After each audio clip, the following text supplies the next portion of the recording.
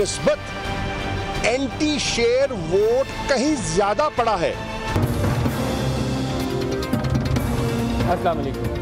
कराची में सिक्योरिटी के हवाले से आज डीजी रेंजर्स से काफ़ी अहम मुलाकातें हुई। MQM का वफ़द जिसमें फ़ारूक सत्तार, वसीम अख्तर और कुंवर नवीद शामिल थे, उन्होंने मुलाकात की। जमात इस्लामी से नईमुर रहमान और जमात इस्लामी के दीगर लोगों ने उन्होंने भी मुलाकात की।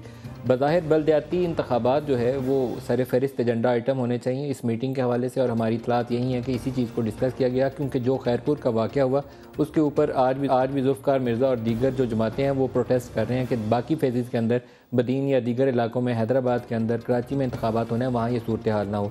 तो बल्दियाती इंतखाबात और सिक्योरिटी ये हमारा एक आइटम ज़रूर रहेगा आज के प्रोग्राम के हवाले से, ख़ास तौर पर फ़ेज़ 1 की कारकर्दगी बाकी जमातों की देखते हुए, जहाँ पंजाब पूरा स्वीप किया PMLN लार्जली, क्योंकि PTI की वो कारकर्दगी नहीं है जिसको काबिल ज़िक्र वो कह पाएँ। रूरल सिंध का अगर जिक्र करें तो वहाँ PMLN एक काउंसलर भी नहीं जीत पाई, तो वो भी एक एक्सट्रीम है। वहाँ पीपल्स पार्टी सारा जीत गई। तो ये दोनों मौज़ूआत हमारे सामने रहेंगे। और इसके अलावा पाकिस्तान तहरीक इंसाफ ने आज श्री मज़ारी ने एक बयान जारी किया। वो बयान ये है कि रेहाम खान ने इमरान खान को मारा नहीं। वो बड़ा ही मजाक खेज़ ये बयान लगता है, इसको बयान करना भी कि अजीब सी बात लगेगी कि रेहाम ने इमरान को मारा नहीं, लेकिन ऑफिशियली लेटर हेड के ऊपर इस स्टेटमेंट को आज जारी किया है पाकिस्तान तहरीक इंसाफ ने। क्या वजूहात हैं उसकी, और उसके ऊपर बात करेंगे। इस्लामाबाद स्टूडियोज़ में हम आज के प्रोग्राम में शरीक गुफ्तगू होंगे असद उमर साहब, सीनियर रहनुमा है पाकिस्तान तहरीक इंसाफ के। असद साहब वेरी वार्म वेलकम। और ख्वाजा इजहारुल हसन MQM से हमारे साथ होंगे कराची स्टूडियो से। ख्वाजा साहब आपको भी खुश आमदीद कहते हैं। असद साहब आपसे स्टार्ट करूँगा, क्रिकेट से स्टार्ट कर लें, क्योंकि आपने कहा था कि आज पहले क्रिकेट की बात करनी है। पाकिस्तान टीम टेस्ट रैंकिंग में नंबर 2 पे आ गई, तो इसके ऊपर आपने ट्वीट किया थैंक यू मिसबा। तो अच्छी बात है, क्योंकि मिसबा की कंट्रीब्यूशन मेरे ख्याल में आउटस्टैंडिंग कंट्रीब्यूशन है। जो 5 साल पाकिस्तान में क्रिकेट भी ना हो, इंग्लैंड में वो 3 प्लेयर्स के ऊपर मैच फिक्सिंग का एलिगेशन भी हो, और उसके बावजूद पाकिस्तान टीम आउट परफॉर्म कर रही हो वर्ल्ड साइड्स को। सर पाकिस्तानियों को आजकल अच्छी खबर कम सुनने को मिलती है। तो मैं तो सच्ची बात है कि खुश भी हूँ और फख्र भी है। जितने मुश्किल हालात दुनिया ने आइसोलेट किया हुआ, इंडिया ICC में क्या गेम्स खेलता रहा पाकिस्तान के खिलाफ, IPL से हमारे प्लेयर्स बंद किए हुए, एक प्रेशर मुल्क के अंदर, फिर मुल्क के अपने अंदरूनी हालात, टेररिज्म, दहशतगर्दी, इकोनॉमिक चैलेंजेस, उसके अंदर जो टीम ने अपने आप को दिखाया है मुश्किल वक्त में, और हर वो क्वालिटी जो है ना जो हम देखना चाहेंगे पाकिस्तान के अंदर, एक होके खेलना, जेल टुगेदर, जब मुश्किल आए तो डट जाओ, वहां पे खड़े हो जाओ। आप देखें इस सीरीज के अंदर भी 2-0 जीते, पहले 3-0 हम जीते थे। बड़े फ्लक्चुएटिंग ऐसे टाइम आते थे जब हम हार सकते थे। तो मेरे ख्याल में एक तो खुशी की बात भी है और बड़े पैगामात भी हैं कि अच्छा अगर लीडर मिले, और वो लीडर, उसने सबसे बड़ी कमाल की जो मिसबा की ने जो बात की है ना जी, जो मुझे वाकई में पसंद आई है, उसने यकीन पैदा कर दिया। जो भी 11 के 11 लड़के जाके खेलते ना, they believe they can take on the best in the world and win. Determined रहे हैं, एब्सोल्युटली गिव अप नहीं किया किसी स्टेज के ऊपर, एक स्ट्रेटजी के साथ मैदान में। बिल्कुल मैसेज है पाकिस्तानियों के लिए, चाहे किसी फील्ड में हो, आप दुनिया से मुकाबला कर सकते हैं। आपकी टीम के कप्तान में स्ट्रेटजी नहीं थी बल्दियाती इंतखाबात में। हमारी बल्दियाती जी सच्ची बात में अगर आपको बताऊं, ये डक करने वाली बात नहीं है, लेकिन मैं पंजाब और सिंध के मैं बिल्कुल उसके अंदर इन्वॉल्व नहीं था। इस्लामाबाद के अंदर मैं बहुत इन्वॉल्व हूँ, तो ग्राउंड पे क्या तैयारी थी या नहीं थी वो थोड़ा सा अनफेयर होगा मेरे लिए कमेंट करना, लेकिन मेरे ख्याल में 3-4 चीज़ें जो है उसके अंदर वो वाज़े तौर पे नज़र आती हैं। एक तो PTI की उमूमी तौर पे, मैं अभी इस इलेक्शन की बात, उमूमी तौर पे आप किसी भी PTI वाले से बोलेंगे तो वो कहेगा तंजीमी तौर पे कमज़ोर है, ग्रास रूट्स के ऊपर इमरान खान का नाम है, इमरान खान के नाम के ऊपर वोट पड़ता है, तंजीम इतनी ताकतवर नहीं इतनी होनी चाहिए। लोकल गवर्नमेंट इलेक्शन में तंजीम ज़्यादा इंपॉर्टेंट हो जाती है, एक तो वो नज़र आ रहा है वहाँ पे। दूसरा इनकम्बेंसी फैक्टर, मैंने बड़े नून वालों के स्टेटमेंट सुने कि जी देखें शहबाज शरीफ की जो है वो गवर्नेंस इतनी अच्छी है इसलिए वोट पड़ा है। उनको कोई 42% सीटें मिली हैं पंजाब के अंदर, पीपल्स पार्टी ने 70% सीटें जीत गई हैं, तो क्या मतलब हम ये भी बोलेंगे कायम अली शाह की गवर्नेंस बहुत ज़बरदस्त होगी? नहीं, वो एक लोकल गवर्नमेंट के इलेक्शन के अंदर एक इनकम्बेंसी फैक्टर आता है, खास तौर पे जो सिंध और पंजाब में निज़ाम है, ताकत कोई नहीं है। उमर साहब, रूरल सिंध में पीपल्स पार्टी का राइवल कोई था ही नहीं, नून लीग भी कभी भी राइवल नहीं थी, उन्होंने एक काउंसलर भी नहीं जीता, लेकिन मैं उनको कम तनकीद का निशाना बनाता हूँ। आप बड़े राइवल थे पंजाब में नून लीग के, आपका इस तरीके से शिकस्त खा जाना आपके लिए मेरे ख्याल में काफी परेशानी का बायस होना चाहिए। इस पे कोई शक की बात नहीं है कि हमारी परफॉर्मेंस इससे बेहतर होनी चाहिए, ये किसी तरीके से भी हम इसको इत्मीनान बख्श परफॉर्मेंस नहीं कह सकते, लेकिन मैं ये कह रहा हूं कि परफॉर्मेंस बेहतर जरूर होनी चाहिए थी, लेकिन इनकम्बेंसी का एक बहुत बड़ा एडवांटेज है, उसमें कोई शक नहीं है। तीसरी चीज जो मैं तो मीडिया से देखता रहा, मैं तो था नहीं ग्राउंड के ऊपर, ना इंटीरियर सिंध के अंदर था, ना मैं पंजाब में था। आपका मीडिया मुझे दिखाता रहा किस तरीके से रियासती रिसोर्सेज इस्तेमाल हो रहे थे, किस तरीके से पुलिस का इस्तेमाल हुआ। दूसरा तो कुछ ना कुछ रिजल्ट डेफिनेटली उससे भी असर पड़ा है, तो कॉम्बिनेशन ऑफ फैक्टर्स है। लेकिन अगर मैं पीटीआई बात करूंगा तो मैं ये कहूंगा कि यार इससे मुझे देखना चाहिए मेरी इंतजामी कमजोरियां जो हैं उसको मैं कैसे बेहतर कर सकता हूं। उसी वक्त में ये हो रहा है जिस वक्त मैं दो चीजें वेरी क्विकली आपको बोल दूं कि कहीं उसको अमूमी पॉपुलैरिटी से ना कंफ्यूज किया जाए। पहली चीज तो वो NA 122 का इलाका जहां पर उस दिन 122 और PPA 147 मिला के 1500 वोट पीटीआई को ज्यादा पड़े नून से, उसके नीचे देखें यूनियन काउंसिल में फारिग हो गए, सारे हार गए, ठीक है, 13 सीटें लाहौर से जीते हैं। ये उस वक्त हो रहा है जिस दिन लिटरली उससे कुछ 4 दिन पहले सर्वे अनाउंस हुआ है SDPI का, बिल्कुल एक इंडिपेंडेंट इदारा है जो कहता है कि पाकिस्तान की सबसे मकबूल जमात पीटीआई है। लेकिन पिलडैट भी तो है ना, वो कहते हैं सबसे मकबूल नवाज शरीफ। वैसे एक्चुअली उन्होंने पिलडैट ने ये कहा नहीं था, उनका डायरेक्ट क्वेश्चन ये नहीं था कि अगर इसमें तो डायरेक्ट क्वेश्चन अगर कल इलेक्शन हो तो किसको वोट डालेंगे, तो उसके आपको पसंद है इसलिए आप कोट कर रहे हैं। नहीं, मैं ये नहीं कह रहा, मैं तो हमेशा ये कहता हूं हर सर्वे में, कभी वो ऊपर नजर आते कभी हम नजर आते हैं, लेकिन हर सर्वे ये कहता है कि यही दो सबसे मकबूल जमातें। अमूमी मकबूलियत से इसको कंफ्यूज ना करें, लेकिन मेरे ख्याल में पीटीआई के लिए तंजीमी कमजोरी जो है वो हाईलाइट हुई है और वो हमें मानना चाहिए। ख्वाजा इजहार साहब, आपसे पूछूंगा, आप कौमी असम्बली में वापस जा रहे हैं, कल का इजलास दो चीज़ें होंगी, एक तो सरदार अयाज सादिक अपने रुकने असम्बली का हल्फ लेंगे और दूसरा आप असम्बली की रुकनीत वापस अपनी दरख्वास्त दे चुके हैं, वापस चले जाएंगे। जी हाँ, बिल्कुल, हमारे तमाम नुमाइंदे जो है वो कल बतदरीज सेनेट के बाद कौमी असम्बली का इजलास है, तो उस इजलास में इसी तरीके से जिस तरह से सेनेट में हमने किया है उसी तरीके से हम अपनी दरख्वास्त वापस लेंगे और उसके बाद जब सूबाई असम्बली का मरहला आएगा उसके बाद सूबाई का आएगा। अच्छा, यहाँ स्पीकर का इंतखाब होना है, कौमी असम्बली की बड़ी अहमियत है। इन्होंने शफकत महमूद को पीटीआई वालों ने नामजद किया है। पिछले इंतखाबात में तमाम मरहलों में आप हुकूमत के साथ खड़े रहे थे, क्या इस दफ़ा भी यही पॉलिसी रहेगी? देखें, सूरत हाल यकीनन आप देख रहे हैं कि बतदरीज बदल रही है। जहाँ तक स्पीकर का जो इंतखाब का ताल्लुक़ होता है उसमें पॉलिटिकल पार्टी से ज़्यादा ख़ुद एक पर्सनैलिटी भी बड़ी इम्पोर्टेंस रखती है, क्योंकि वो ऑगस्ट हाउस के कस्टोडियन होते हैं और उनकी एक पर्सनालिटी में एक बैलेंस होना बड़ा ज़रूरी है। दोनों कैंडिडेट्स डेफिनेटली काबिल एहतराम हैं, लेकिन उसमें पॉलिटिकल पार्टी से ज़्यादा हमें ये देखना होगा कि उस ऑगस्ट हाउस के कस्टोडियन की अपनी भी इंडिविजुअल क्या खुसूसियत है। MKM ये भी ज़रूर उसको ज़ेरे गौर रखेगी और अगर वो ऐवान को हुकूमत और अपोजिशन के दरमियान तमाम पार्टीज़ को बैलेंस कर कर उनका ड्यू शेयर देख कर ऐवान को चलाने की अगर वो एक इस क्वालिटी रखते हैं, कैपेसिटी रखते हैं, तो यकीनन उसी कैंडिडेट को वोट मिलेगा। अच्छा, इसमें दोनों कैंडिडेट के हवाले से आपने खुद भी ऑब्जर्वेशन दी, शफकत महमूद से भी आपको ये शिकायत नहीं होगी और सरदार अयाज सादिक ने 2.5 साल जिस तरीके से ईवान को चलाया, मेरे ख्याल में उन्होंने एक नॉन कंट्रोवर्शियल होने का सबूत दिया है स्पीकर ऑफ द हाउस। आपके इस्तीफ़ों वाले मामले में भी अगर किसी और साहब का जोर चलता तो आपके इस्तीफ़े कबूल हो गए होते, सरदार अयाज सादिक ने बचा लिया आपको आखिर में। तो मेरे ख्याल में इशू वहाँ नहीं है, इशू आपकी पॉलिटिकल डिसीजन का है कि आपने PMLN को वोट करना है या PTI के कैंडिडेट को। कैंडिडेट सेट दोनों आपको ठीक लगे? हाँ, नहीं, बिल्कुल ठीक है ये बात। यकीनन अब इसका फ़ैसला तो कौमी असम्बली में ही होना है। डॉक्टर फ़ारूक सत्तार वहाँ मौजूद हैं, हमारे तमाम पार्लियामेंटेरियंस मौजूद हैं और आज रात मेरा ख्याल मुतवक्को है कि ये फ़ैसला हो जाए और शायद अगर वो मीडिया से चाहेंगे तो शेयर भी करेंगे। लेकिन वाज़े तौर पर सूरत हाल है कि दोनों कैंडिडेट्स अच्छे हैं, लेकिन मैं समझता हूँ कि शायद सरदार अयाज सादिक साहब जैसे पहले आपने ज़िक्र कर दिया, तो वो माजी की उनकी जो 2.5 साल की परफॉर्मेंस है वो अच्छी है। मुमकिन है कि अगर आप उस तनाजुर में देखें तो शायद उन्हीं को ही वोट दिया जा सके, लेकिन आई एम नॉट श्योर कि ये फैसला क्या होता है। लेकिन PTI ने ऑफिशियली इस सिलसिले में हमसे कोई राब्ता नहीं किया। अगर आप कोई अपना कैंडिडेट उमर साहब से पूछें जिस तरह के, जी जी बिल्कुल, कोई ऐसा हमारे पास ही बैठे हैं, इनसे अभी जवाब लेते हैं। असद उमर साहब, एक स्टेज थी जब शेख रशीद साहब कायदे हिज़्ब इख्तिलाफ बनने काफ़ी वो एक्टिव थे और उन्होंने MKM से भी मदद की दरख्वास्त की हुई थी जो इनको हासिल थी, बज़ाहिर हासिल थी। आप लोगों ने उसकी मुखालफत की, जमात ने, PTI ने। क्या अब उनकी मदद के लिए आप उनकी मदद के लिए बात करेंगे? देखें, फैसला ये भी तकरीबन 6:30 बजे के करीब तो ये फैसला हुआ है कि हम स्पीकर का इलेक्शन लड़ेंगे और कौन हमारी तरफ से खड़ा होगा। उसके बाद थोड़ी सी बात इस पे हुई थी कि किससे राब्ता कायम किया जाए, किससे ना किया जाए, लेकिन वो अभी हतमी नहीं था। तो आपको अगले 24 घंटे के अंदर पता चल जाएगा कि किन जमातों के साथ राब्ता किया जाएगा। क्या सारी अपोजिशन की जमातों के साथ राब्ता किया जाएगा या सिर्फ चंद के किया जाएगा, इस वक्त अब जो स्टेटस है उसमें ये भी नहीं पता चल रहा।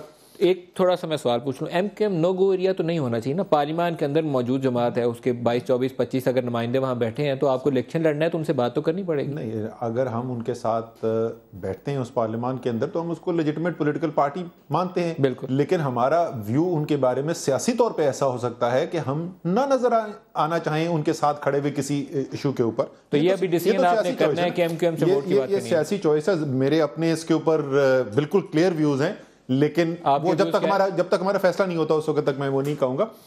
एक दो चीजें जो इन्होंने कही थी मैं जरा पूछना चाहूंगा, अगर गुस्ताखी माफ हो। मैं तो था नहीं उस दिन नेशनल असेंबली में जिस दिन PTI वाले अरकान वापस गए थे, लेकिन सुना है बड़े अच्छे अच्छे फिक्रे कसे गए थे MQM की जानिब से। तो मैं पूछना चाहता हूँ कल जब नहीं मैं तो बिल्कुल मेरी अगर आए हो तो बिल्कुल एक लफ्ज भी नहीं कहना चाहिए, उनका फैसला था वो आ गए, लेकिन जिन्होंने MQM वालों ने कसे थे वो कुछ इस बारे में कहेंगे। और दूसरा उससे ज्यादा अहम सवाल, MQM जो है वो कोर्ट में गई थी, तो क्या वो MQM के लोग जो कोर्ट में गए थे इस फैसले के खिलाफ, क्या वो कल MQM के जो MNAs हैं उनके खिलाफ भी कोर्ट में जाएंगे या नहीं? बताइए जनाब ख्वाजा इजहारुल हसन साहब। शुक्रिया असद भाई, मैं थोड़ा सा मुझे थोड़ा वकालत का भी मैं स्टूडेंट हूँ। मैं आपको थोड़ा सा याद दिलाते चलूँ कि हमने असम्बलियों से जो इस्तीफ़ा दिया था सेनेट और कौमी और सूबाई से, वो इसलिए दिया था कि वहाँ पर हमारी जो तहफ़्फ़ुज़ात थे उसकी सुनवाई नहीं हो रही थी, और बावजूद यकीन दहानी के, बावजूद हमारे पॉइंट ऑफ ऑर्डर के, बावजूद हमारे बहुत सारे रेजोल्यूशंस के, उसके ऊपर कोई अमल हुकूमत या वो ऐवान में बैठे हुए हुकूमती रीजन छोड़ दीजिए ख्वाजा साहब, लेकिन आपने इन पर्सन आपके अरकान ने रेजिग्नेशन दिए थे, उससे ज़्यादा हतमियत नहीं हो सकती। ये तो इकट्ठे देकर आए थे, आपने इन पर्सन फाइल किए थे रेजिग्नेशन, इन पर्सन फाइल किए थे। अब दूसरा जो आपके ऊपर और एक स्टेज के ऊपर नोटिफिकेशन आपकी सीटों को डी नोटिफाई करने के लिए एक स्टेज के ऊपर नोटिफिकेशन तैयार हो गया था। वो तो फिर डार साहब दरमियान में आ गए, उन्होंने कहा क्या करने लगे, ये तो असेंबली जाएगी, रोको इसको। वो रुकवाया गया काम, शाम को नोटिफिकेशन तैयार हो गया था। सर ये देखें, अब ये जराए वाली खबरें तो आप ही दे सकते हैं ना, ये मैं तो अपना बयान करूंगा। सिर्फ नोटिफिकेशन की कॉपी थी हमारे पास। मैं बता रहा हूँ। अब आप हमने नदीम भाई असेंबलियों को कभी जाली नहीं कहा, हमने असेंबलियों में बैठने वालों को चोर नहीं कहा, हमने ये नहीं कहा कि ये धांधली है की असेंबली है, हमने असेंबलियों के तकद्दुस पामाल नहीं किए। तो अगर हमने ऐसा किया होता तो यकीनन ये फ़िक्रे आप भी कसते। अब आप के ऊपर जो अगर बात हुई है और आज भी हो रही है, और मैं आज भी करूंगा, कि आपने इन असेंबलियों को बिल्कुल जाली कहा, आपने धांधली कहा, आपने ड्रामा कहा, आपने कहा कि ये सब लुटेरे चोर हैं, और इन ऐवानों को आपने मुस्तरद किया था। तो इस वजह से ये सवाल तो आज भी पूरे पाकिस्तान का बशमूल PTI के वोटर सपोर्टर्स का आपसे बनता है, और इसकी आपने बिल्कुल इसका जवाब मैं बिल्कुल देता हूँ जी। पहली बात तो हमने ये नहीं कहा कि तमाम लोग लुटेरे बैठे हुए, लेकिन इस असेंबली के अंदर बहुत बड़े बड़े लुटेरे और डाकू भी बैठे हैं, इसमें कोई शक नहीं है। असद बैठे हुए हैं, इसमें कोई शक नहीं है। अगर पाकिस्तान का इंसाफ का निजाम, पाकिस्तान कोर्ट्स, इन्वेस्टिगेशन एजेंसीज काम कर रही हो, तो बहुत सारे लोग इस वक्त जो ऐवान में बैठे हुए, उनमें से कुछ चोरों डाकू का नाम मैं इंडिविजुअल नाम तो यहाँ पे नहीं, मैं जज एंड जूरी नहीं बनूंगा उनके बारे में, लेकिन बहुत सारे ऐसे लोग तो आप बन गए, आपने डिक्लेयर किया उनको डाकू और लुटेरे, मैं सिर्फ नाम लेने से गुरेज किया, बाकी तो आपने डिक्लेयर कर दिया। मुझे कोई शक ही नहीं है, इसमें मुझे कोई शक ही नहीं है कि बहुत सारे ऐसे लोग आपके खिलाफ करारदाद आएगी। जरूर करें सर, जरूर करें मेरे खिलाफ करारदाद, तो मुझे और बात करने का मौका मिलेगा। दूसरी बात जो कह रहे हैं धांधली, हमारे बिल्कुल आज तक हमारा यही। वैसे आपने किस बुनियाद पे उन्हें चोर और डाकू का जी, किस बुनियाद पे आपने चोर और डाकू का, क्या काम करते हैं वो जिनको आपने चोर और डाकू का? जो चोर और डाकू करते हैं, जो पैसे खाते हैं कौम के, जिन्होंने बड़े बड़े गबन किए हैं, जिनके ऊपर केसेस फाइल हुए हैं, जिनकी उनमें से कुछ लोगों की पाकिस्तान में कन्विक्शन हुई है, कुछ लोगों की स्विट्जरलैंड में कन्विक्शन हुई है। कहा हमें उसके बाद NRO से धुले हुए लोग बैठे हुए असेंबलियों के अंदर। सर ये पाकिस्तान के कोई इंसाफ के क्लीन निजाम से नहीं आए हुए, NRO से धुले हुए लोग वहां पे बैठे हुए। अच्छा, अब दूसरी बात जो है, एक बात में जो दूसरी बात धांधली वाली ब्रेक से वापसी पे करते हैं, ब्रेक ड्यू है। हाँ, ब्रेक कर ले, उसके बाद ब्रेक ले लें जी। ब्रेक से वापसी पे दूसरे सवाल का जवाब लेते हैं, हमारे साथ रहेगी।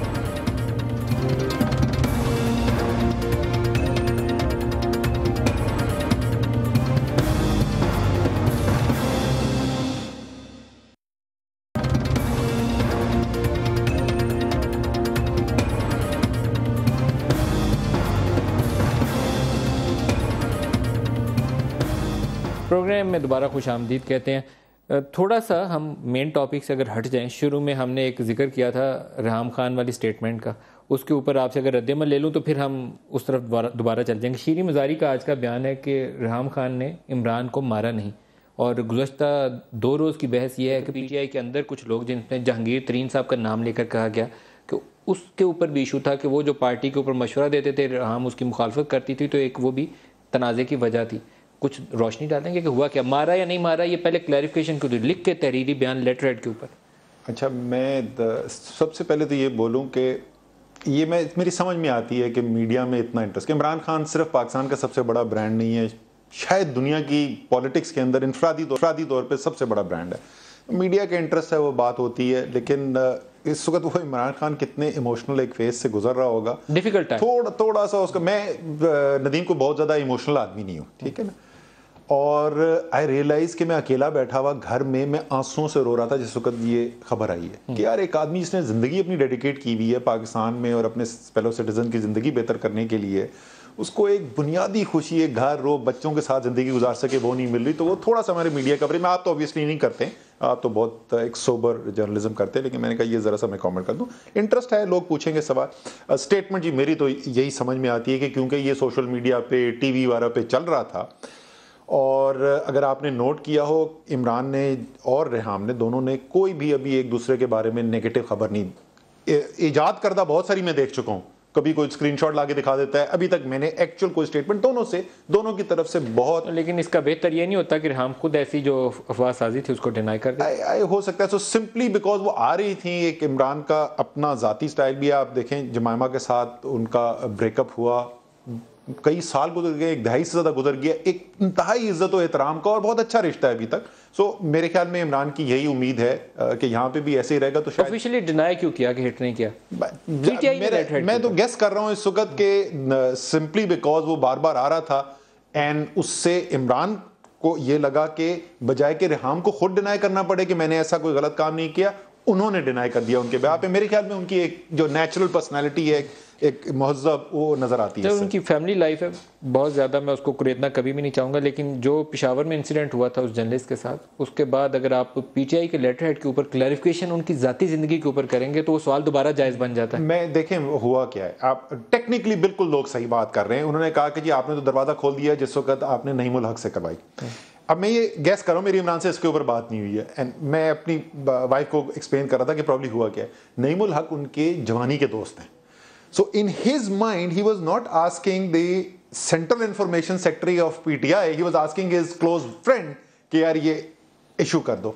बट टेक्निकली आप सही बात कर रहे हैं। मेरे ख्याल में पर्सनल लाइफ को, पार्टी को अलग रखना चाहिए, आई एग्री विद यू, वो ऐसे ही होना चाहिए। लेकिन शीरीन मज़ारी जो है वो पार्टी स्पोक्स पर्सन नहीं है, शीरीन मज़ारी इमरान खान की स्पोक्स पर्सन है, बट वो इमरान खान की स्पोक्स पर्सन है, चेयरपर्सन। जिंदगी मुश्किल बना रहे हैं आप अपनी भी और इमरान की भी। मेरे ख्याल में उन्हें थोड़े दिन सैर करने बच्चों के पास भेजें। खुर्शीद शाह का मशवरा बेहतर है, he deserves it, वो रिलैक्स होना चाहिए। बिल्कुल, I agree with you। Khwaja इजहार साहब, दोबारा आपकी तरफ आऊंगा। और ये जो बात आपने जहांगीर तरीन वाली, यार ये तो मेरे लिए एक न्यूज आई है। अच्छा, मतलब आपका रोल था उसमें? एक ऐसे होता ना मैं सरप्राइज हो गए। मतलब एक होती है ना, एक अफवाह चल रही होती है, कंफर्मेशन कोई नहीं होती, ये तो बिल्कुल मैंने अफवाह भी नहीं ऐसी कोई सुनी, तो ये कल एकदम से कोई नई खबर आ गई है, सो आई एम सरप्राइज।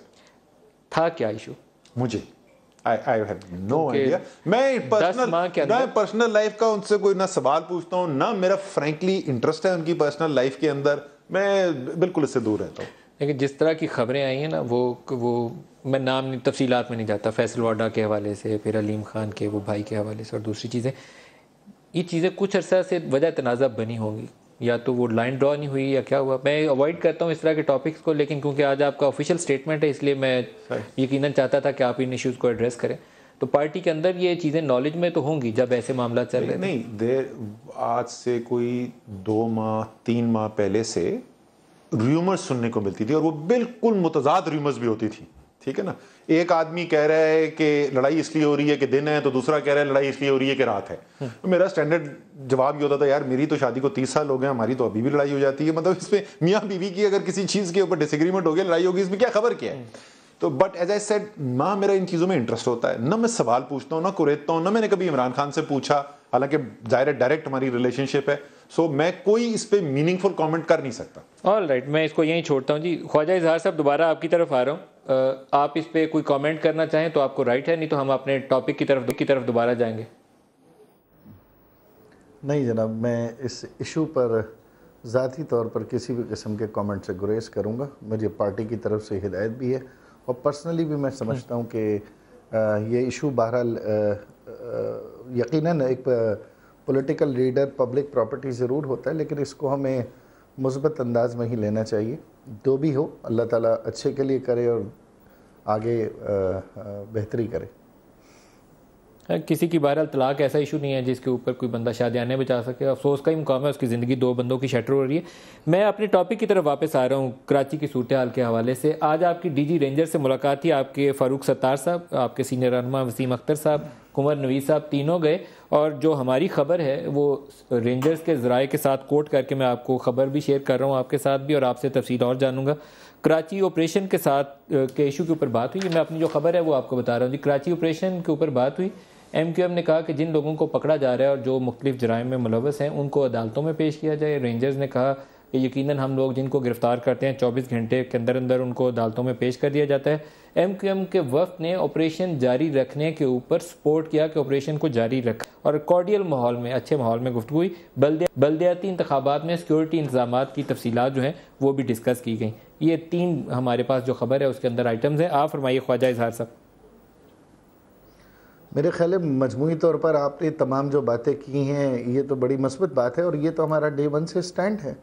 देखें, मैं इसमें मीडिया को मुकम्मल तौर पर तो मोरद इल्ज़ाम नहीं ठहराऊँगा, लेकिन मैं ये ज़रूर करूँगा कि मुख्तलिफ़ तज्ज़िये, तबसरों और शायद टॉक शोज़ ने प्रोग्राम इस पूरे माहौल को कशीदा बनाने में भी कहीं ना कहीं एक कैटलिस्ट का किरदार अदा किया है। MQM का डे 1 से मौक़िफ़ ये है, जो पूरे पाकिस्तान की तमाम मुहिब वतन जमातों का, जिस तरह से MQM ने कहा है कि हम कराची ऑपरेशन और इस मुल्क में कहीं पे भी जारी जराइम की रोकथाम के लिए, मुजरिमों की सरकूबी के लिए उसको मुकम्मल सपोर्ट करते हैं। न सिर्फ पुलिस को सपोर्ट करते हैं, पुलिस की कुर्बानियों को, रेंजर्स की कुर्बानियों को और अफवाज पाकिस्तान को यकीनन, लेकिन अगर कहीं उसमें हमारी कहीं शिकायत हैं तो उसके लिए हमें प्रॉपर फोरम मैसर नहीं था। ना सूबाई हुकूमत हमारी बातों पे कान धर रही थी, हमारी ना कौमी वफाकी हुकूमत ने कोई हमारी इस बारे में कोई हमारी कोई फरियाद सुनी। तो ऐसी सूरत साहब, ये डायरेक्ट इंटरेक्शन ज़्यादा अच्छा नहीं है। ये डायरेक्ट इंटरेक्शन ज़्यादा बेहतर रास्ता नहीं है कि आपका वफ्द जाए और डीजी रेंजर से बराह रास्त मुलाकात करे। नदीम भाई, टेक्निकली मैं आपको बात बताऊं, आप कभी भी लॉ इन्फोर्समेंट एजेंसी से सियासी तौर पर उस सियासी डायनामिक्स के अंदर गुफ्तगू कर नहीं सकते। उनकी जो इंस्टीट्यूशन बिल्डिंग है, उनकी जो ट्रेनिंग है वो डिफरेंट है। हम एक सियासी जमहूरी लोग हैं, हमारी जो मकालमा या हमारी जो गुफ्तगू है वो उसकी जो मैग्नामिटी है वो डिफरेंट होती है। मैं आपको अपनी पर्सनल एक राय और एक्सपीरियंस भी दे रहा हूँ। उनका काम है इम्प्लीमेंटेशन, उनका काम है एग्जीक्यूशन, उनका काम है प्रोसिक्यूशन, उनका काम अपना काम है। हमारा काम है उससे जो हमारी अगर सियासी साख मुतासर हो रही है या हमारी इंटरनल जो रिपोर्ट्स कह रही हैं, हम वो उनके सामने नहीं रख सकते। ये कॉन्ट्रडिक्शन की जो फिजा बनी है बड़ी अफसोसनाक है। अच्छा, आपकी इजाजत से मैं इम्तियाज शेख साहब फंक्शनल लीग से हमें ज्वाइन कर रहे हैं, मैं उनसे भी साथ बात कर लूं, फिर मैं दोबारा आपकी तरफ जी मैं एक बात क्लियर कर दूं, एक बात क्लियर कर दूं। मैं 12 मरतबा हमारे मौक़िफ़ है कि हमारी अगर 100 शिकायत हैं और उसमें से अगर 99 शिकायत भी 99% भी गलत हैं तो हमें वो फोरम, हमारा जमहूरी हक़ है जो हमें बैठाकर हमारे तहफ़्फ़ुज़ात को क्लियर करे, क्योंकि ऐसी सूरत हाल में ना अदलिया में कोई चीज़ साबित होती है और अगर स्टेटमेंट्स के ज़रिए इस तरह से तनाव की कैफियत होती है तो हम समझते हैं मुल्क का इतना बड़ा कैपिटल, मुल्क की चौथी बड़ी कौमी जमात और इदारों के दरमियान तसादुम के लिए जो है कोई बाहमी किरदार अदा करना हुकूमतों की जिम्मेदारी। अच्छा, इम्तियाज शेख साहब, आप फरमाइए, कराची ऑपरेशन पे आपसे कमेंट ले लूँ। कराची में जराइम की शरह खातर खा उसमें कमी आई है, हालात बेहतर हुए हैं, लेकिन इसको सस्टेन करने के लिए पुलिस रिफॉर्म, सिविल स्ट्रक्चर, अदालती निज़ाम वो अभी तक नापैद है। आप क्या समझते हैं कराची ऑपरेशन को किस तरह आगे बढ़ना चाहिए? सबसे पहले जी आपका बहुत शुक्रिया नज़ीर भाई, आपने हमें मौका दिया। कराची ऑपरेशन जो है मैं समझता हूँ कि अच्छे तरीके से चल रहा है। उसमें वक्त मुश्किलात भी आ रही हैं, कुछ इश्यूज हो जाते हैं, कुछ क्राइम बढ़ जाता है, लेकिन जिस तरीके से चल रहा है तो काफ़ी हद तक चीज़ें बेहतर हो गई हैं और सूरत हाल बेहतर है। लेकिन उनको सपोर्ट चाहिए डेफिनेटली। जिस तरह आपने बात की इनको सिविल सर्विस में और इनको पुलिस रिफॉर्म्स में, खासतौर पे थाना और उसके ऊपर डीएसपी लेवल का उनको उन सेक्टर्स में इनको रिफॉर्मेशन की जरूरत है, जो कि अभी तक वहाँ कुछ भी नहीं है। और मतलब कोई ऐसी चीज थानों में भी जाएंगे आप तो सेम सूरत हाल है जो ऑपरेशन से पहले थी और अभी भी वही सूरत हाल है। तो प्रोविंशियल गवर्नमेंट जो है वहाँ मतलब वो चीजें नहीं कर रही जो उनको करनी चाहिए। इम्तियाज शेख साहब, बलदियाती इंतखाबात में आपका, मैं वो देख रहा था आज खबर छपी है कि आप लोग प्रोटेस्ट कर रहे हैं। बदीन के अंदर भी वो डॉक्टर जुल्फकार मिर्जा हैं, जो कुछ वहाँ खैरपुर में हुआ उसके ऊपर आप एहतजाज कर रहे हैं। पहले फेज़ में आप लोगों का इल्ज़ाम यह है कि पीपल्स पार्टी ने बहुत ज़्यादा पुलिस को और लॉ इन्फोर्समेंट का जो उनके पास मैकेनिज्म था उसको इस्तेमाल कर सकते थे अगर डिस्ट्रिक्ट लेवल्स के ऊपर, तो उन्होंने वो इस्तेमाल किया, इंतखाबात के नताइज पर असरअंदाज हुए। ये दूसरा फेज़ जो है ये फिर कैसे बेहतर होगा? वो भी करीब आ गया 19 को। बिल्कुल बेहतर नहीं होगा नदीम मलिक साहब, इसलिए बेहतर नहीं होगा कि वहाँ पुलिस को और सिविल एडमिनिस्ट्रेशन को जिस तरह इस्तेमाल किया जा रहा है, तो आप समझ लें कि जिस तरह पहले का हशर हुआ है दूसरे का हशर भी वैसे ही होना है। क्योंकि पुलिस बेतहाशा वहाँ मतलब पुलिस गर्दी की गई और एजेंट्स को निकाल दिया गया। शिकारपुर हो, लाड़काना हो, खैरपुर का तो वाकया आपने देखा, न पुलिस थी न रेंजर्स थी, वहाँ तकरीबन 12 आदमी शहीद कर दिए गए। और जिस तरीके के साथ मतलब दिन दहाड़े, और इसमें भी तौफीक नहीं हुई सीएम साहब को कि कोई वजीर भी जाके ताज़ियत करता और मतलब उसको मतलब ऑन करते कि जी वाकया हो गया है, इसको मतलब अभी हम उसको ठीक कर रहे हैं या बंदों कर रहे हैं। तो मेरा मतलब है कि कोई भी इस तरह की नहीं। और ये चीजें फेज 2 जो का होना है, मैं तो ये कहता हूँ कि इलेक्शन कमीशन ऑफ पाकिस्तान भी बिल्कुल इनफेक्टिव रही है इसमें। उन्होंने डिप्टी कमिश्नरों को डीआरओ लगा दिया है, प्रोविंशियल सेक्रेटरीज को डीआरओ लगा दिया है। तो अभी आप खुद समझें कि चीफ मिनिस्टर के होते हुए सूबाई हुकूमत पीपल्स पार्टी की है, तो ये अफसरान क्या कर लेंगे और मतलब ये किस हद तक रजिस्ट करेंगे। तो इसी तरह मतलब उसका भी वही असर होना है जो मतलब फर्स्ट फेज में हुआ है। और बेइंतहा धांधली हुई है और मतलब हर तरीके के साथ उन्होंने जो कर सकते हैं उन्होंने पुलिस को और सिविल इस्तेमाल किया। तो अगर यही चीज सेकंड में रहनी है तो फिर हम तो ये कहते हैं कि election commission of Pakistan CM साहब से नाम लेकर नोटिफाई कर दें, फिर तो इलेक्शन कराने का फायदा ही नहीं है। इम्तियाज शेख साहब, बहुत शुक्रिया आपने हमें ज्वाइन किया। ब्रेक से वापसी पे हमारे साथ असद उमर साहब हैं, इनसे पूछेंगे इनकी जमात जो थे वो एक्टिवली पार्टिसिपेट कर रही थी रूरल सिंध में, तो पहले फेज़ में इनके हालात भी बहुत बुरे हैं, दूसरे फेज़ में इनकी क्या तैयारी है, क्योंकि ज़्यादा डिस्ट्रिक्ट अब आने वाले हैं दूसरे फेज़ के अंदर। एक ब्रेक ले लें, हमारे साथ रहिएगा।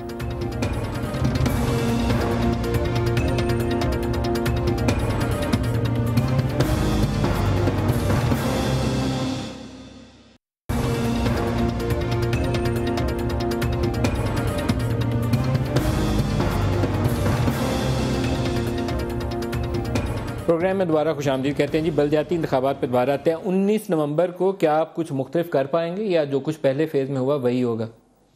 मैं इतना मुझे एग्जैक्ट पता नहीं है डिस्ट्रिक्ट, क्योंकि कुछ डिस्ट्रिक्ट ऐसे हैं जहाँ पे हमारी ज़्यादा स्ट्रेंथ है। फॉर एग्जांपल टेक्सला होगा इंशाल्लाह, जब भी होगा तो बड़ी अच्छी रिजल्ट आपको वहाँ पे नजर आएंगे। तो कुछ तो वो डिस्ट्रिक्ट की बुनियाद पे पड़ेगा, अदरवाइज 16 दिन में 18 दिन में क्या इतनी बड़ी चीज़ें बदलनी है। बुनियादी तौर के ऊपर जो पैटर्न आपको नजर आ रहा है वही होगा। जो उससे पहले बात हो रही, 2 चीज़ों में क्विक कॉमेंट करूंगा। एक तो बुनियादी इशू इस वक्त इलेक्शन कमीशन ऑफ पाकिस्तान का है। वो इलेक्टोरल रिफॉर्म्स कमेटी बनी हुई है, जो मर्जी आप कानून बना दें, इस वक्त जो इलेक्शन कमीशन के पास इख्तियारात हैं, अगर वो इस्तेमाल नहीं करेंगे तो ज्यादा इख्तियार आ जाएंगे, तो फिर क्या बदल जाएगा। जो सिंध में हुआ, जो पंजाब में हुआ, सब देख रहे हैं यहाँ पे। कतई नजर के कितनी सीटें इफेक्ट होती हैं, कितनी नहीं होती, इसमें तो कोई शक ही नहीं है। धज्जियां उड़ाई जा रही हैं, सब देख रहे हैं सामने, और इलेक्शन कमीशन एक्ट नहीं कर रहा। साहब, उसके लिए बलदियाती इंतखाबात से पहले अगर 122 को मिसाल बना लें तो 122 में मेरे ख्याल में दोनों जमातों को इलेक्शन कमीशन ऑफ पाकिस्तान को अच्छे तरीके से बाजपूस करनी चाहिए। 100 करोड़ रुपया एक हल्के में लगाया आप दोनों जमातों ने। अच्छा, ये मेरे लिए खबर है। बट जो भी वायलेशन कर रहा है ना, चाहे असद उमर कर रहा है या कोई कर रहा है, इसी प्रोग्राम तो ऑब्वियस नजर आ रहा था ना। इसी प्रोग्राम में आपने बैठ के बोला था ना कि यार इसके ऊपर वारंट ऑफ अरेस्ट इशू हुए में असद उमर के, आओ आके अरेस्ट करो। अभी भी है, ठीक है ना, वो अभी तक चल रहा है। जो कानून है वो इंप्लीमेंट करो ना। सारा पाकिस्तान देख रहा है, मीडिया सारे पाकिस्तान को दिखा रहा है और आप उस पर एक्ट नहीं कर रहे, तो वो एक तो ये चीज। अभी भी जरा दावत तो दे पुलिस वालों को कि पकड़ लें आके। मैं अब अवेलेबल हूं, मैं हाजिर हूं, अभी भी हाजिर हूं। मैं 780 में जब मर्जी उठाना चाहे उठा सकते हैं। दूसरी चीज मैं कमेंट करना चाहूंगा वो ये है कि जो अयाज सादिक साहब का आपने पूछा था, पहले आपने कमेंट किया और उस पर इज़हारुल हसन साहब ने एग्री किया कि हाँ जी वो जो है वो अच्छे स्पीकर थे। देखिए, वो ऑपोजिशन के साथ उनका रवैया कैसा था, एटसेट्रा एटसेट्रा, उसमें 19-20 के फर्क के साथ बिल्कुल मुनासिब इंसान थे, रिस्पेक्ट करती थी उनकी ऑपोजिशन जाती लेवल के ऊपर, इसमें कोई शक नहीं। मेरे ख्याल में, और ये शायद बुरा लगे स्पीकर साहब को, मेरी उनसे अच्छी रिलेशनशिप है, लेकिन मैं ये जाती बात नहीं कर रहा, बिल्कुल नाकाम स्पीकर थे। क्यों? स्पीकर का सबसे अहम काम यह होता है कि जो हाउस है पार्लियामान, जिससे पाकिस्तान की जमहूरियत चलती है, उस पार्लियामान का जो वजूद है उसको असर्ट करे। इजाज़ुल हसन साहब ने भी आपको क्या जवाब दिया? उन्होंने कहा मैं पार्लियामान से कुछ मदद ही नहीं मिल रही थी। एमक्यूएम चौथी बड़ी जमात पार्लियामान छोड़ के चली गई क्योंकि उनको उनकी सुनी नहीं जा रही थी वहां पे बात। तीसरी बड़ी जमात तहरीके इंसाफ वोट के मुताबिक दूसरी बड़ी जमात, सीटों के मुताबिक तीसरी बड़ी जमात पार्लियामान छोड़ के चली गई। जो वो कह रहे थे ना हमारी वजह ये थी कि हमारी सुनिए, एग्जैक्टली यही थी। हम तो पार्लियामान में आए थे, इलेक्टोरल रिफॉर्म्स की कमेटी बनी, बनने के बाद खत्म कर दी गई। आप तो स्पीकर के इंतखाब को भी नहीं थे मानते ना, 122 के हल्के को भी चैलेंज किया। स्पीकर साहब जो हैं उसके बावजूद आके इमरान खान साहब खड़े होते थे, जनाब स्पीकर साहब कहते थे, ठीक है ना, हमने वो मान लिया। तो मैं ये अयाज सादिक की नहीं बात करा, लेकिन उम्मीद ये है कि अगर वो या जो भी स्पीकर वापस आएगा वो पार्लियामान की जो सुप्रीमेसी है उसको असर्ट करेगा। CPC हुकूमत कहती है कि पाकिस्तान की तारीख बदलने वाला मंसूबा मेरे ख्याल में अच्छी चीज है, ऐसी भी कोई बड़ी चीज नहीं है। लेकिन अगर वाकई समझते हैं जुलाई 2013 के अंदर मुआहदा साइन हो और जून 2015 में पहली दफा उसके ऊपर डिस्कशन हो, IMF का प्रोग्राम जहां के साइन कर लें, आप आके बात तक ना करें, प्राइवेटाइजेशन आप शुरू करने जा रहे हैं, वहां पे कोई बात नहीं हो रही, LNG के जो सारे मुआहदे कर दिए, पार्लियामान में डिस्कशन नहीं। मैं तो आपको आधे घंटे मिसालें दे सकता हूं। टैक्स ऑडिट की भी आपने एक तजवीज पेश की, उसके ऊपर क्या हुआ था? अब पार्लियामान की जो सुप्रीमेसी है उसको खुदा का वास्ता स्पीकर साहब करें। जी ख्वाजा इज़हार साहब, मैं सिर्फ एक कमेंट ये करना चाहूँगा कि अभी इम्तियाज़ शेख साहब ने जो बात की है, मैं थोड़ा रिकॉर्ड पे लाना चाहता हूँ। देखें, शिकारपुर और खैरपुर में बड़े बड़े सानेहात हुए हैं और यकीनन कराची ऑपरेशन पे मुतमईन का इजहार करने वाले तमाम सियासी जमातों में बशमूल फंक्शनल, मैं ये मुतालबा करूँगा कि इस तर्ज का पूरे सिंध में, ख़ास तौर पर उन हलकों में जहाँ पर बड़े बड़े दहशत गर्दी के वाक़यात हुए, ये ऑपरेशन कराया जाए और बिल्कुल रेंजर्स की निगरानी में कराया जाए। इसकी पावर सिर्फ कराची तक महदूद ना की जाए और ख़ास तौर पे ये जो अभी खैरपुर में 11 अफराद हलाक हुए हैं और इसी तरह की हलाकतें आपको याद है कि पिछले इंतखाबात में KPK में भी हुई हैं, 15 हलाकतें वहाँ भी हुई हैं।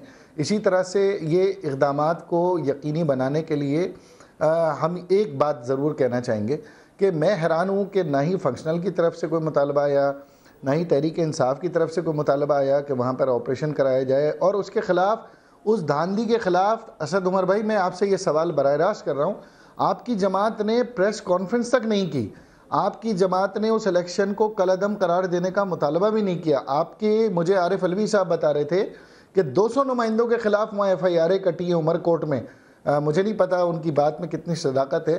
तो जिस शद्दोमत के साथ जो रिएक्शन कराची पर आपका आता है, जिस तरीके से आपकी वीडियोस आ जाती हैं, जिस तरीके से आप बैलेट बक्सेस दिखा रहे होते हैं, जिस तरह आप ठप्पा और ये इस तरह के जो वाविले वहाँ एक्चुअल होने चाहिए थे, वो माजरत के साथ असद भाई वहाँ हुए नहीं और हलाकतें हुई हैं। आपकी इत्तेहादी जमात थी फंक्शनल, उनके वोटर सपोर्टरों को मारा गया, इसका मतलब है। तो आरिफ अलवी साहब ने ये बात हमारे प्रोग्राम में भी ये बात कही कि 200 इनके कैंडिडेट्स है तो 200 FIRs हुई हैं। ये यहीं बैठ के उन्होंने बात बिल्कुल सही बात है। और इंटीरियर सिंध की अगर आप सियासत देखें तो उसके अंदर जितना जबर, तशद्दुद, धमकियां, रियासत का इस्तेमाल है, वो शायद पाकिस्तान में सबसे ज्यादा हो।